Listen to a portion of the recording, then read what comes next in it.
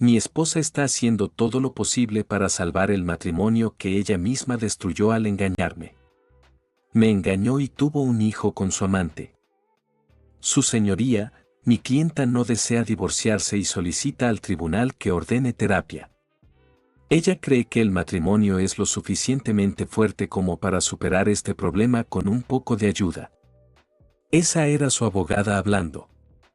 Siendo ella, María, mi futura exesposa, si yo tuviera algo que decir al respecto. Mi abogado se puso de pie. Su señoría, un romance de 1 año con varios hombres que resultó en el nacimiento de un niño difícilmente es solo un problema. Especialmente cuando las pruebas de ADN confirman que el niño no es de mi cliente. No vemos ningún sentido en prolongar esta farsa de matrimonio. La terapia no cambiará nada. Precisamente por el niño, me inclino a ordenar terapia, respondió el juez. Un niño necesita un hogar estable para crecer. Si cree que voy a criar al hijo de esa mujer infiel, interrumpí en voz alta. Mi abogado se encogió cuando el juez golpeó el mazo. Una palabra más y lo declararé en desacato al tribunal, me gritó. Ordeno 1 mes de terapia con 2 sesiones por semana. Asistirá, señor González, o enfrentará las consecuencias. Me miró brevemente y luego volvió a golpear el mazo. Eso es todo. María, mi futura exesposa, tenía una mirada de suficiencia en su rostro cuando entré en la oficina del consejero. Soy el doctor Martínez, pero puedes llamarme Carlos. ¿Puedo llamarte Luis? Me sonrió. No, no puedes. Me dirigirás como señor González, respondí.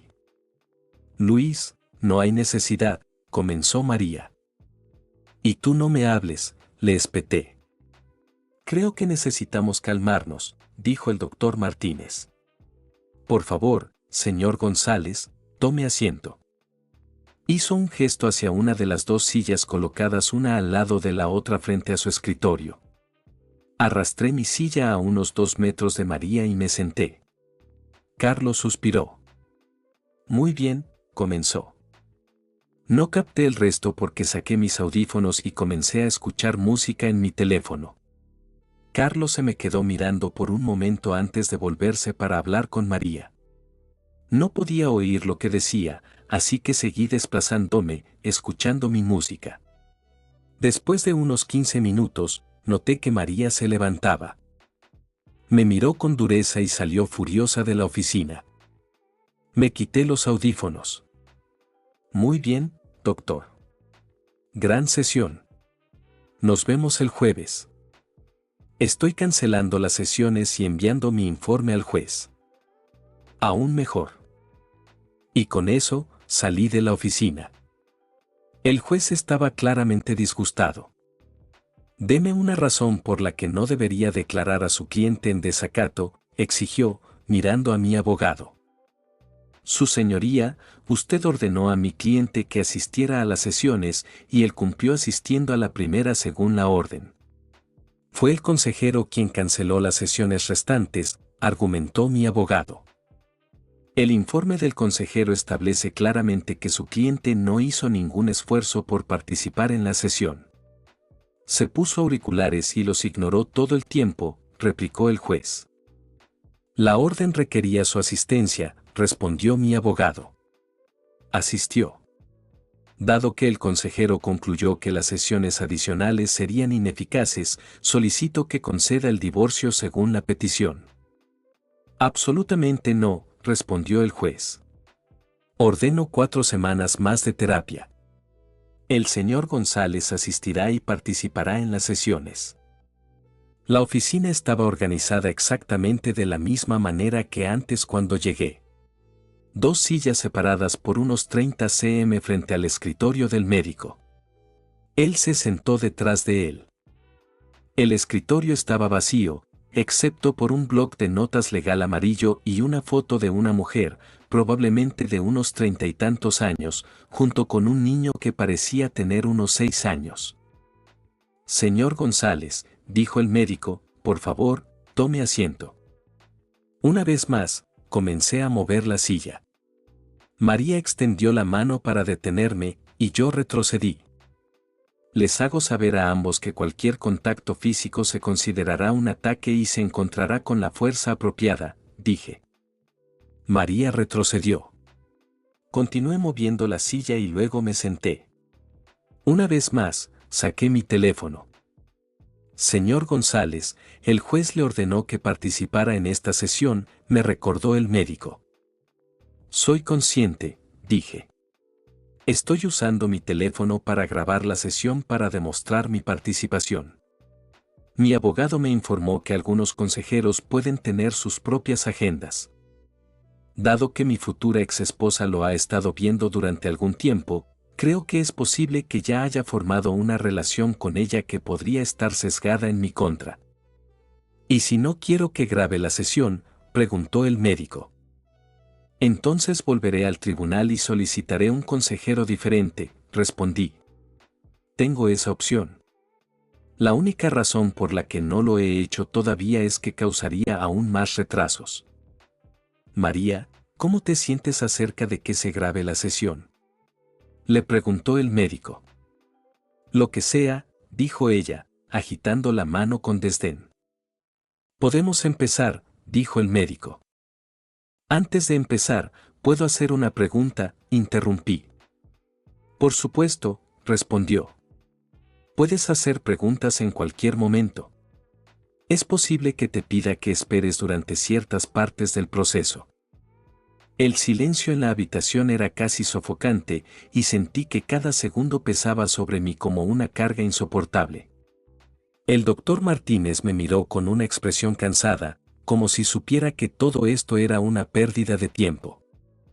María, por otro lado, tenía esa mirada triunfante, como si creyera que estaba ganando algo, que al final me vería obligado a ceder y quedarme con ella. Ella no entendía. Nunca entendió. Todo lo que quería era ver el final de esto. Observé cómo el doctor Martínez ajustaba su bloc de notas en el escritorio, comenzando lo que consideraba un último intento de diálogo. Comenzó con el típico discurso de terapeuta, hablando de lo importante que era dejar de lado los agravios del pasado y centrarse en el futuro, de cómo las relaciones se basan en la confianza y el esfuerzo mutuo. Apenas escuché. Mi mente vagaba por todas las mentiras, las traiciones, y peor aún, el desprecio. Tenía la audacia de engañarme, de mentirme durante un año entero, y sin embargo, aquí estaba sentada, como si el problema fuera mío, como si mi negativa a perdonarla fuera una especie de afrenta personal. Entonces, el doctor Martínez se dirigió a mí directamente, preguntándome cómo me sentía con respecto a todo esto. Por un segundo, consideré derramar toda la rabia y el dolor que se habían acumulado, pero ¿de qué serviría? Nunca lo entenderían. María simplemente se inclinó hacia adelante, con esa mirada de falsa compasión, como si realmente le importara lo que iba a decir. Honestamente, comencé, sintiendo que mi rostro se sonrojaba con la intensidad de mis emociones, me siento traicionado, ridiculizado, como alguien a quien se le tomó el pelo mientras mi propia esposa llevaba una doble vida. Y ahora estamos aquí, fingiendo que queda algo por salvar, cuando la verdad es que todo fue destruido. María abrió la boca, probablemente para defenderse, pero el doctor Martínez la interrumpió, pidiéndome que continuara. Era raro que me dejara hablar sin que ella me interrumpiera. Así que aproveché la oportunidad. La verdad, doctor Martínez, es que no queda ningún matrimonio por salvar, miré directamente a María, dejando que cada palabra se hundiera. Ella destruyó todo cuando decidió que yo no era suficiente, que el amor y la confianza que le di no eran suficientes. Y ahora, después de humillarme, tiene el descaro de sentarse aquí y decir que quiere salvar el matrimonio. ¿Matrimonio para qué? ¿Para qué pueda vivir a su lado, recordado cada día del hijo que tuvo con otro hombre? La tensión en la habitación se intensificó, y el doctor Martínez trató de suavizar las cosas. Comenzó a hablar del perdón y de cómo a veces se necesita un acto de amor verdadero para reconstruir una relación. Eso fue suficiente para hacerme reír. ¿Amor verdadero? ¿Acaso sabe lo que significa eso? Con el debido respeto, doctor, interrumpí, el amor verdadero es lo que yo sentía por esta mujer. Es lo que me mantuvo fiel a ella, lo que me hizo pasar por alto cada pequeño defecto y dedicarme a nuestro matrimonio. Pero esto es traición. Es una ofensa a lo que debería ser un matrimonio. María comenzó a llorar, sus sollozos llenando la habitación. Pero no sentí compasión. Podía derramar tantas lágrimas como quisiera, pero nada borraría lo que había hecho. Después de unos segundos, se recompuso y, con voz temblorosa, comenzó a hablar. Cometí un error, Luis. Un terrible error. Pero eso no borra todo lo que hemos pasado juntos. La vida que construimos. Tenemos una historia, una vida por la que vale la pena luchar. El cinismo en sus palabras casi me hizo levantarme y salir de la habitación. ¿Vale la pena luchar? ¿Realmente creía eso? Respiré hondo, tratando de controlar el impulso de gritar. Cuando finalmente logré hablar, mi voz salió fría y distante. Tuviste un año entero para pensar en eso, María. Y aún así, cada vez que me mentiste, cada vez que te encontraste con él, elegiste continuar. Fue una elección, no un error. Y ahora quieres que lo olvide, que finja que no sucedió. Lo siento, pero el amor que sentía por ti murió el momento en que supe la verdad. El doctor Martínez intentó, sin éxito, calmar las cosas. Insistió en que deberíamos centrarnos en una solución a la situación, algo que nos permitiría avanzar sin resentimiento. Pero ¿cómo podía dejar de lado el resentimiento cuando la persona que debería haber sido mi compañera fue la primera en apuñalarme por la espalda? Finalmente, sugirió que nos tomáramos un momento en silencio para reflexionar. María empezó a llorar más fuerte, y la ignoré. Sabía que esas lágrimas eran solo teatro, bien ensayado. Después de unos minutos, el doctor Martínez terminó la sesión y nos pidió que regresáramos la semana siguiente, más dispuestos a resolver las cosas. Salimos de la habitación en silencio. Pero antes de que pudiera salir del edificio, María me llamó. Luis, por favor. Sé que me odias ahora, pero te juro que puedo arreglar esto. Solo dame una oportunidad. La miré y vi, tal vez por primera vez, a alguien completamente diferente de la mujer que había amado. Alguien que solo ahora, después de perderlo todo, parecía darse cuenta del valor de lo que teníamos. Y todo lo que pude sentir fue una indiferencia abrumadora. No es odio, María, dije con calma. Simplemente ya no me importa. Ella retrocedió, y yo salí, sintiendo una extraña sensación de libertad. Durante meses, había estado atrapado en esta pesadilla de matrimonio, pero finalmente sentí que estaba listo para seguir adelante. Esa noche, me acosté en la cama del pequeño apartamento que alquilé después de dejar nuestra casa, sintiendo el vacío a mi alrededor como una presencia pesada. Y al mismo tiempo, había una amarga sensación de propósito. Después de toda la humillación, las traiciones y esas sesiones de terapia simuladas, me di cuenta de que la situación podría no terminar nunca de la forma que esperaba. María, siempre manipuladora, siempre fingiendo, nunca me dejaría realmente en paz. Lucharía hasta el final para mantener la apariencia de una esposa arrepentida y devota. Quería este matrimonio, pero no por amor, solo por la conveniencia que le ofrecía. Y esa comprensión ardía dentro de mí como una llama inextinguible. No quería entrar en otra sala de audiencias. No quería escuchar a otro juez hablar de reconciliación, de darle al niño un hogar estable. Ese niño no era mi responsabilidad. Mi propio abogado ya me había advertido, María estaba preparada para convertir nuestra separación en un campo de batalla legal, acusándome de abandonar a la familia. Usaría todos los trucos que pudiera, y eso me hizo darme cuenta de que ella no quería una resolución.